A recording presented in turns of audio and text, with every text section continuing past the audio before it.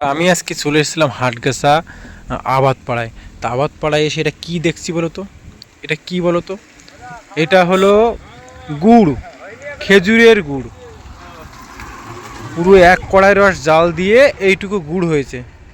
এই যে দেখো, এই ভাড়ে করে করে ভাড় পাতে গাছে, আর এই অনেক জায়গায় এইগুলো পাতে যে গাছে বেশি রস হয়, আর এইখানে জাল দিয়েছিল।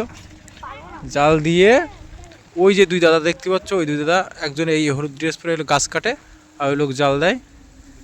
এই লোক গাছ কেটেছে, 10 বছরের গাছ কাটায়, আর লোক হলো এই 7 বছর জাল দেওয়ার কাজ করে। আর এই দেখো গুড়, অরিজিনাল খেজুরের গুড়। তা আমি যখন এসেছিলাম তখন দাদা বানাচ্ছিল, মানে এটা ঘোটাঘুটি করছিল, আর বলছে সকালবেলা আসলে নাকি টাটকা রসও খেতে পারবে, 10 টাকা লিটার। আর না, সরি, 50 টাকা লিটার, 10 টাকা গ্লাস। চলো সকালবেলা এসে রস খাবো আর তোমাদের ভিডিও করে দেখাবো। তো ভিডিওটা কেমন হলো অবশ্যই কমেন্ট করতে ভুলবে না।